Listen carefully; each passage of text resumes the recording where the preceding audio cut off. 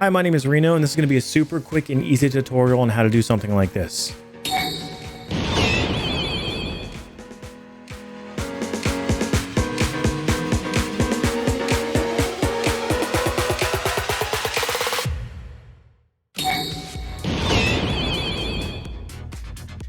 All that is it's not special effects, it's all built into OBS, and all you have to do is have yourself a nice little, oh, no, that's caught on there. Yep. I'm gonna show you, but it's not gonna work. I was gonna show you, all you need is an Elgato StreamDeck or just the application so you can do it. It's a macro, pretty easy to do. I'm gonna just make this quick and painless words. I'm gonna make this quick and, I wanna make this as quick and painless as I can. Let's go. Okay, so the first thing we're gonna do is we're gonna open up our OBS and go to our camera scene, our nested camera scene, and we're gonna go ahead and take a look at our transition, which is just gonna be a video clip of an explosion. That's all it is. I have it, you open it up, want loop to be off, close file when inactive, and go ahead and pick out that file that you want. So essentially, this is gonna be your transition. Now that that's all said, we're going to go over to our Stream Deck. With the Stream Deck, we're going to go ahead and make a brand new button. We're going to go ahead and make a brand new button called a multi-action by right-clicking. We're going to double-click that to open it up. And what we're going to do is we're going to go over to the right. We're going to go over to the right to the OBS Studio and find a source. We're going to click and drag our source in. And this one's going to be explosion on, and we're going to set it to activate in the collection and the scene, which is going to be our camera scene, and the source is explosion transition. So what that's going to do is it's going to turn it on. So the next thing we're going to do is add a Stream Deck delay over on the right. Click and drag that in. And let's go back and count here. 1000. So about maybe a second and a half, right? So let's go back to let's go back to the Stream Deck. We're going to go ahead and say that's going to be about 1500 milliseconds. So 1000 milliseconds is a second.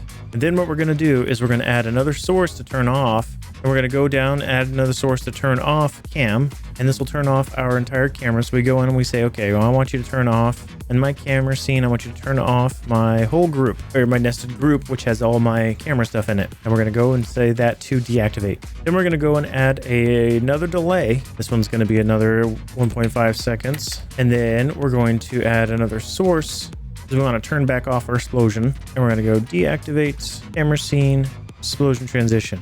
So in the order is it'll play the source, wait a couple seconds, turn off the camera while the source is still playing, wait a couple seconds, and then turn off the source. Let's go ahead and take a look at that and see what that is so that way we can fine tune it.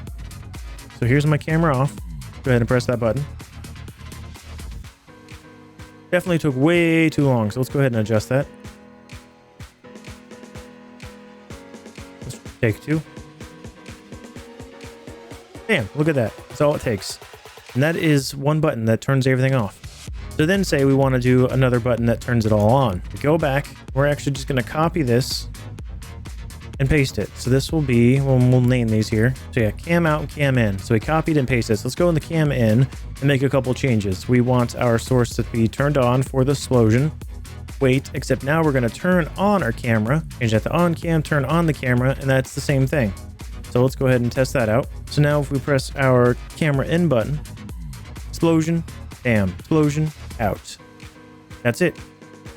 So let's head back over to our game scene and take a look at this in action. So there's our camera right there. We're going to hit the cam out button. So all I'm doing is hitting the button and it plays it all out. All right, say we want to add it back in. You can use any kind of videos. I prefer videos so that way they don't loop forever. A GIF will loop forever. So what you want to do is find a nice little simple video. I got this GIF MP4 from Giphy. And that's all it takes. You can animate any kind of source in and tie it into that. Super easy. And there you have it. You can do a transition on any kind of object. Camera is just an example, but you can do it on so many different things.